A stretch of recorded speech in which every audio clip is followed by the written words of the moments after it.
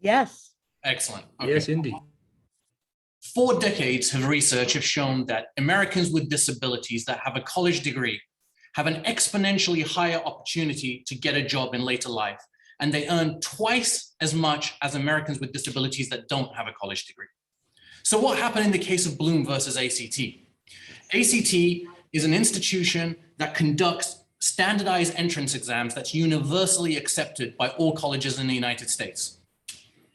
Now, in the scorecards that they sent over to these colleges, they also said that they mark the chances of success of these students. But what they were really doing was discriminatory and illegal, because those scorecards were identifying exactly which of the candidates had a disability and what accommodations that they required. But if that's not all, they were also accumulating all the data that the candidates were giving to ACT regarding their disabilities and making it available to all these colleges for the purposes of recruitment. And if that's not enough, what they were doing, ACT that is, was making this discrimination in regards to the data as to the disabilities available to employers after these disabled children graduated college, so that their disabilities continued to follow them like a scarlet letter. So in essence, what ACT was doing was engaging in discriminatory conduct, making it much more difficult for disabled children in America to have access to higher education when they already had enough issues in their life. Why? Because these colleges were able to filter through all of this data to be able to see who was disabled, to prejudicially and in a discriminatory way deny them access into college and or financial opportunities like scholarships. So came in the legal team of Rahul, Ravipudi, Jesse Creed, Jennifer Bennett, and Marci Miller. They filed a lawsuit in 2018 in federal court, Central District. After 3 hard-fought years, contentious litigation and motion practice, 4,000 attorney hours, 400 docket entries, they came up with this amazing settlement. $16 million in cash non-reversionary fund. But what is most spectacular about this settlement, ladies and gentlemen, is this consent decree that was the first of its kind, unprecedented, which stopped this discriminatory behavior that I just described, not just for now, but for perpetuity. You heard me right, forever, never been seen before. And not just in California, but the entire nation. Now, there are 7 categories and factors that you have to kind of consider for the Consumer Attorney of the Year. And for the sake of brevity, I'm going to put some of them together. Now, the first 2 factors, going to the meat of it, the case has to show that it prevented abuse, changed behavior, and created a more just society.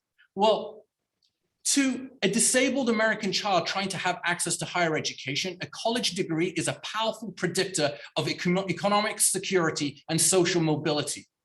The ability to have access to higher education and the process of getting into college be unbiased and not prejudicial is not just important, it's essential and paramount to our society, so that these disabled children can secure a better life for themselves and stand on their own feet.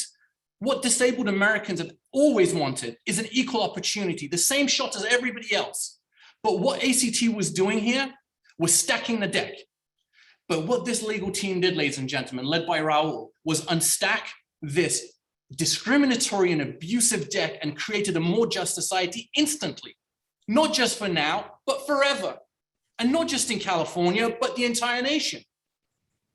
The next 2 factors, whether the case demonstrates particular skill of the attorney and whether the attorney faced and overcame unusual obstacles and great risks or incredible odds. Well, I immediately went to the godfather of class actions, Mr. Tim Blood, and his response, and I quote, to this was, what Rahul and his team achieved is nothing short of spectacular for several reasons. 1, perpetual injunctions are nearly impossible to negotiate because corporations detest future uncertainty. And 2, if Rahul and company were to actually litigate the issue further, it would have been nearly impossible to achieve. But let's talk about the odds and the obstacles. The judge himself, the Honorable George Wu, when he was laying out the final approval order and laying out the risks of the case, he said, and I quote, had class counsel not achieved the settlement, there was significant risk that class counsel may have recovered less or nothing from ACT. But let me show you a little bit more of how much odds were at stake here. This is a case that had to be all or nothing. When you are doing a discrimination case, you can't cut the baby. When you go into litigation, you know there is no compromise. Somebody has to cave. You either have to stop all the litigation of the discrimination, or we go to trial. And it was ACT that caved first. And these guys went into that litigation knowing that it had to be all or nothing, and they spent $80,000 of costs and almost $2.6 million of attorney hours before achieving this great result. The next factor, whether the case and attorney stands out in comparison to similar cases or projects. Well, how does this not stand out? It's an unprecedented first of its kind consent decree. But other cases, ladies and gentlemen, when you get a good result, you have a ripple effect, you have an ancillary effect. But this had an instant, immediate effect on our society, and not just to one child, but to hundreds of thousands of children now and going forward. I mean, we strive as lawyers to make society better, and this legal team gave a voice to an oppressed set of individuals in our society for its betterment. The last two factors, ladies and gentlemen, are the services to CAOC and whether the lead attorney is a member of a historically underrepresented group within our legal community. What Rahul Ravipudi and the Panisheo Boyle firm have done is unprecedented, and I think we all know what they've done. And unless you don't know, you've been living under a rock or new to CAOC. So I'm not going to belabor that point.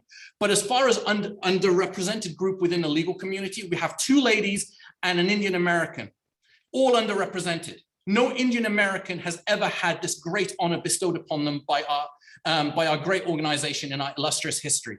Rahul Ravipudi is not just an Indian American, but he has been nominated, and this is his 6th year in a row.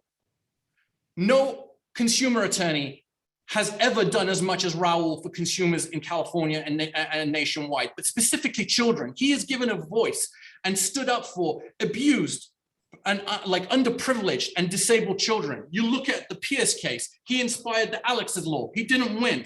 The Lee case, he inspired the Poor Lee Bus Safety Act, he didn't win. The June case, he changed the school district policies, he didn't win. The Maradi case, $160.5 million, and changed all the policies of the casinos in Las Vegas, didn't win. The Sanchez Time is up, Abbas. In conclude, the Sanchez case, he also changed the policies. Enough is enough. I'm not asking you, ladies and gentlemen, to vote for Rahul Ravipudi because he is Indian American or that this case is the worthy winner.